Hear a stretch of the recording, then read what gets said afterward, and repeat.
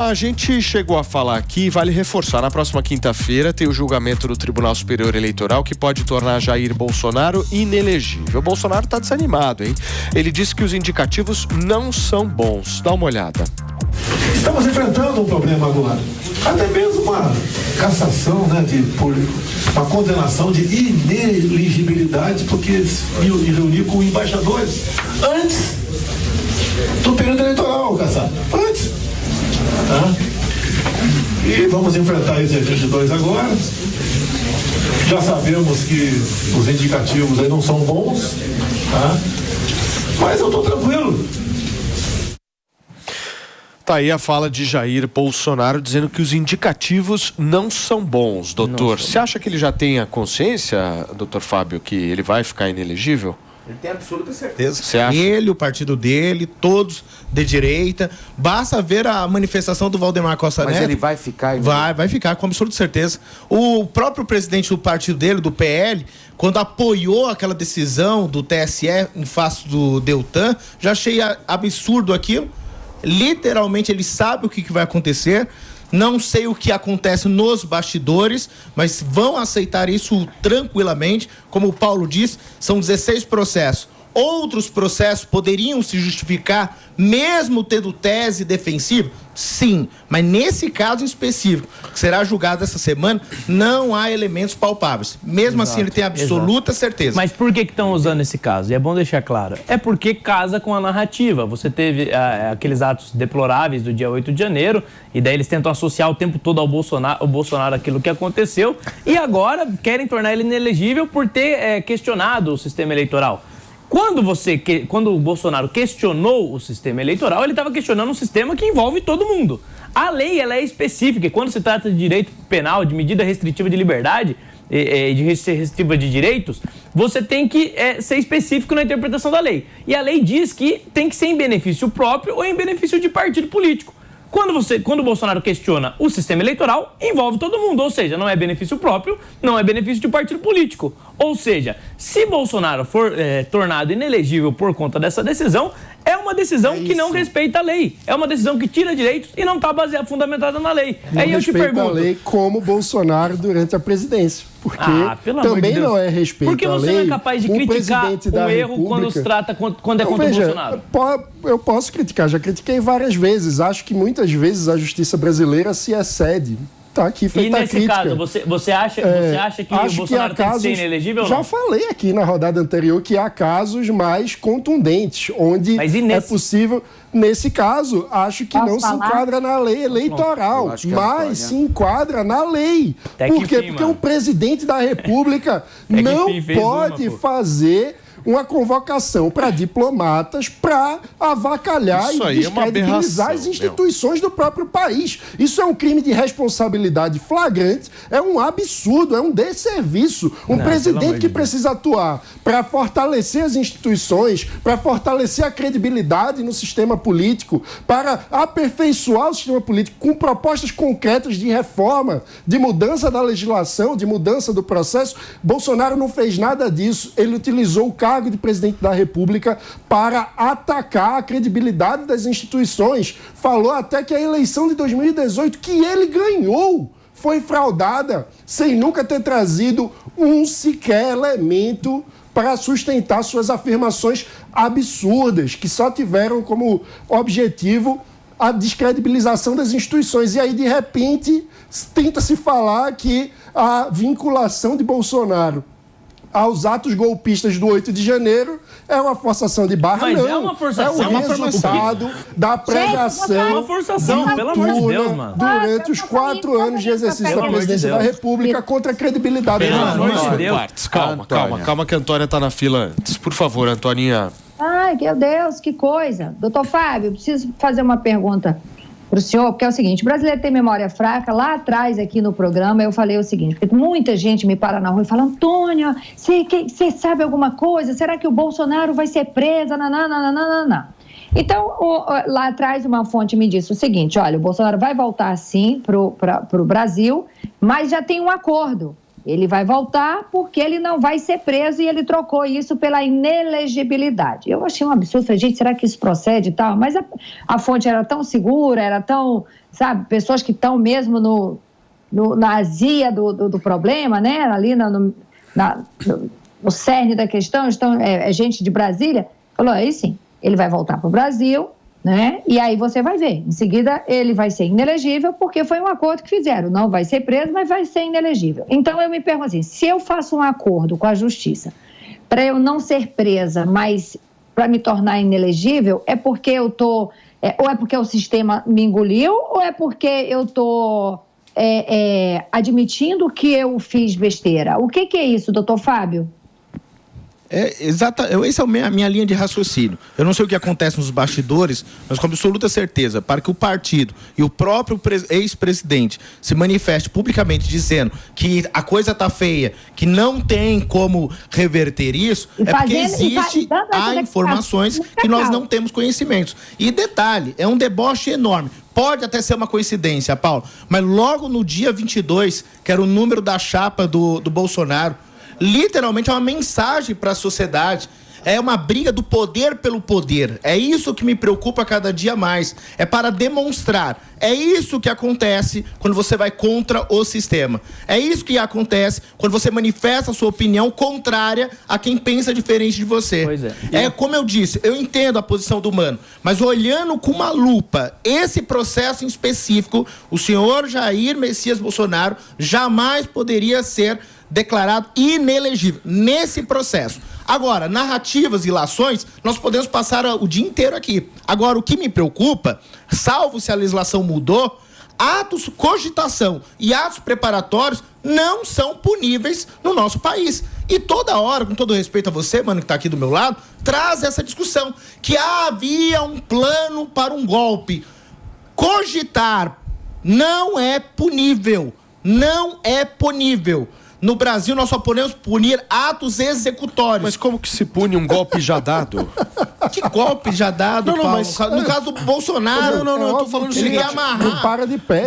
Não. O que é punível na legislação brasileira, claramente, é a tentativa de golpe de Estado. Porque se o cara dá o golpe, quem que vai punir Paulo, o cara que deu o golpe, assim, doutor? Existe uma coisa chamada caminho do crime. Não, em caminho do crime.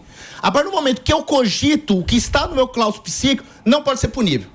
Atos preparatórios. Eu estou me preparando para cometer aquela ilicitude. Ela é punível? Não. Sim, é punível. Calma. Não é punível. Não para é punível. Golpe de Estado é? Quando não é, atos preparatórios não são puníveis. Quando que eu começo a punir? Quando eu começo os atos executórios, que é a terceira fase. Os atos executórios, ele literalmente está entre a tentativa e a consumação. Então, os crimes contra o Estado Democrático de Direito são crimes de atentado. Invadir os prédios dos poderes da Bolsonaro. O que o Bolsonaro tem a ver? Queridos. É isso que nós temos que ter em mente. Deixa eu só fazer um rápido break para você que está no rádio. São 11h18, a gente já volta. E para você que tá na TV, a gente segue por aqui, porque a gente gosta quando vocês gritam. Mas o Mano o tempo todo tenta associar o Bolsonaro às invasões do 8 de janeiro. É errado. Sabe o que eu acho porque você não consegue mostrar um elemento que o associe. A tese de vocês... Não é tese, é a lei. A tese de vocês é que os golpistas queriam dar um golpe do tipo festa surpresa. Ou seja, ninguém, o beneficiado não sabe de nada. Sabe o que eu mais queria? Vai chegar em casa, luz apagada. Aí quando ele entra, tem lá as bexigas todas cheias e surpresa, golpe de Estado pra você. Agora você é presidente sem ter sido eleito. Pra você dizer... É uma tese esdrúxula. Pra você esdrúxula. Esdrúxula é você associar o Bolsonaro com algo que ele não fez. Se tem golpista para dar um golpe em benefício do Bolsonaro e o braço direito dele, Mauro Cid, estava lá envolvido com toda a cogitação. Você está sendo injusto porque você faz uma associação que não é possível. É um golpe surpresa. Qual o fato que liga o Bolsonaro aos atos do 2 de janeiro? Ele não sabia de nada. Responde. Qual o fato que liga Bolsonaro aos atos do 2 de janeiro? Não tem nenhum fato. Toda a pregação. Não tem nenhum fato. Os responsáveis não estão sendo punidos. Porque responsável, para mim, é quem deveria garantir a segurança dos prédios públicos e não foi responsabilizado. As duas coisas. Anderson Torres foi preso, Gonçalves Dias não. Não são fatos excludentes entre si. Mas nós podemos criticar. Me mostra um fato que liga o Bolsonaro aos atos do Rio de Janeiro. É possível criticar as falhas de segurança e a execução dos insanos que tentaram, sim, dar um golpe de Estado no dia 8 de janeiro. Não, mas aí é o problema deles. Eles cometeram um erro. Agora eu quero que você me mostre como o Bolsonaro está associado a isso. Quem era o rosto na camisa dos manifestantes? Mas isso não prova que o Bolsonaro incentivou aquilo. Sua tese, ou direcionou aquilo. Sua tese não incentivou. Claro que incentivou. Se apoiadores do Mano Ferreira depredam o patrimônio público, o Mano Ferreira é responsável? Se apoiadores do Mano Ferreira depredam o prédio público. Fala várias vezes, depredam rapidamente. Não dá. Uma festa surpresa. Se me permite. O que o Mano está dizendo é o seguinte. Surpresa, festa pra você. Toma aqui o que o Mano está dizendo é o seguinte. Deixa eu só concluir, por favor. O que o Mano está dizendo é o seguinte. O Bolsonaro é responsável pelos erros que os apoiadores dele cometem. Não, eu vou um pouco além. Agora eu quero saber onde está na lei isso. Não tem lógica, mano. Com todo respeito, sabe por que não tem lógica? Isso aconteceu dia 8 de janeiro. Sério? Se fosse para dar um golpe em qualquer parte da história, ele teria feito isso quando? A partir que acabou o segundo em outubro, quando ocorreu o segundo período eleitoral, quando ele viu o resultado, perdi. Ele tinha de outubro, novembro e dezembro. Seria a lógica, porque ali ele seria ainda o chefe de Estado. Aí sim ele poderia convocar os comandantes, a Marinha, a Aeronáutica e o Exército e literalmente trabalhar um golpe. Agora, acontecer dia 8 de janeiro, ele já não tinha mais a força, ele não tinha o poder sobre as 3 armas, ele não estava no Brasil e querem alegar que ele queria dar um golpe. Se eu sou presidente da República e me sinto ameaçado num sistema eleitoral, sabe quando que eu daria um golpe? Sendo presidente, que é o que todos fazem. E você vê ninguém dá um golpe sem ser presidente. Você vê o tempo todo, até mesmo nas mensagens, pessoas do entorno do Bolsonaro realmente querendo um golpe, mas você não vê nenhuma iniciativa da parte do próprio presidente. Não, e detalhe, o país... Deixa eu só entender uma coisa. Peraí, deixa eu só entender a visão de vocês, porque, assim, cá entre nós é uma visão Esse bem menino confusa. Fábio é inteligente, hein? Eu quero entender de vocês o seguinte: para vocês os atos de 8 de janeiro são uma coisa e Bolsonaro é outra. Exato. É isso? Exato. E assim, só uma dúvida, não querendo de maneira nenhuma causar algum tipo de tumulto aqui. Claro. Mas por que esses atos do dia 8 aconteceram? Ninguém incentivou. Porque as pessoas estavam insatisfeitas com o resultado da eleição. Geração espontânea. Você acha que não... Como é que vocês não conseguem enxergar nenhum tipo de correlação entre uma coisa e a outra? Paulo, eu não posso ter correlação. Imagine só, eu chego aqui no seu programa, emito a minha opinião. Aí alguém que está me ouvindo se sente incentivado com isso e vai praticar um ilícito e eu sou responsável? Deixa eu só receber quem está nos acompanhando pelo rádio. Só receber a galera que chegou agora no rádio para todo mundo estar na mesma página. São 11h22. A gente está debatendo aqui a inelegibilidade ou não de Jair Bolsonaro e a relação dele com os atos do dia 8 de janeiro. Eu acho que essa lógica que eu estou perguntando para vocês é uma lógica que se assemelha, por exemplo, a Lula e MST. Quando você vê um ato do MST, naturalmente você vê uma conivência por parte do Lula em relação aos atos terroristas que são feitos por muitas vezes ao MST. E no caso do 8 de janeiro, houve uma conivência também de Jair Bolsonaro. Isso é E em algum momento alguém tentou condenar o Lula por... Eu vou falar uma coisa pra vocês. Eu sempre critico, e você também. Mas alguém tentou condenar o Lula? Você também critica, mas não critico o Bolsonaro. A gente tá falando de responsabilidade legal, penal. Alguém tentou condenar o Lula por conta das invasões do MST? Até agora eu não vi. Por que o Bolsonaro eles tentam associar ele a um ato? Mas eu associo os dois, é visível. Os dois têm algum tipo de relação. Da hierarquia bolsonarista foram lá na frente de quartel, levaram comida, levaram água para pessoas que estavam pedindo um golpe de Estado. Não eram todas. Estavam acampadas. Orando. Orando, pedindo ajuda dos alienígenas. Os ETs iam salvar o Brasil. Sabe o que é estranho, Paulo? Um país que o povo não tem educação, não tem instrução nenhuma, aí alguém levanta uma bandeira, intervenção federal. E aí quem tem formação jurídica sabe o que significa uma intervenção federal. Agora, um povo que não é letrado, não conhece, não consegue associar 2 mais 2.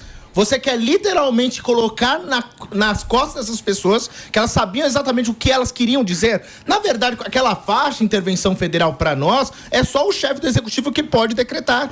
Quando o leigo levanta essa faixa, na verdade eu tenho que entrar no claustro psíquico dessa pessoa. O que ela queria? Alguém me ajuda. Porque eu estou perguntando às instituições e ninguém me dá uma resposta. O executivo, legislativo, judiciário, tá certo. Eu só quero saber se tá certo. Quem mostra pra mim. Agora eu levanto a faixa. Intervenção federal. Nós que temos formação, conhecemos um pouquinho, aquilo doutor, hipótese de intervenção, é óbvio que Deixa eu falar uma coisa. Se vocês analisarem a postura do Bolsonaro em relação às manifestações do Deltan, mostraram claramente que ele influencia sim as pessoas a irem ou não para as ruas. Porque no momento em que ele chegou e falou, essa manifestação aí pró-Deltan não tem que ninguém, os bolsonaristas não foram. Diferentemente do que aconteceu no 8 de janeiro e em várias outras manifestações. Então, por exemplo, meses e meses da galera acampada em frente aos quartéis.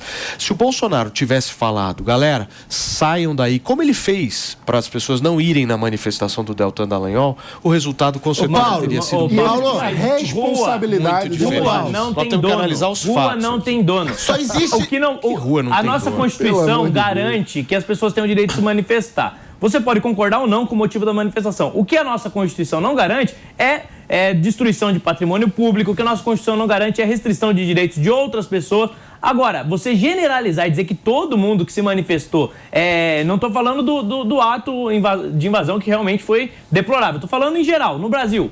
Se você generalizar e dizer que todo mundo que foi para a rua é golpista e queria golpe de Estado... É um absurdo. Não, quem vai pra frente de quartel, é a mesma coisa que Forças Armadas está pedindo um golpe de Depois você falou, agora eu vou falar.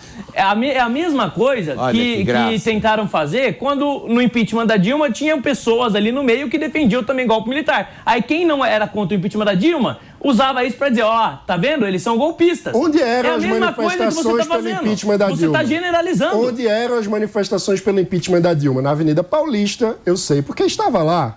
Onde eram as manifestações por um golpe de Estado? Não eram por um golpe. Você está generalizando. Você está falando que todo mundo... Por que escolheram esse lugar? Por que pede SOS Forças Armadas na frente de um quartel? Você acha que todo mundo que foi para lá tinha qualificação para saber o que poderia ou não poderia ser feito? Muitas pessoas foram para a rua porque estavam indignadas. Quem tinha a responsabilidade de dar um caminho institucional para essas pessoas? Jair Bolsonaro. Turma, a Antônia não está bem hoje. O que está acontecendo, Antônia?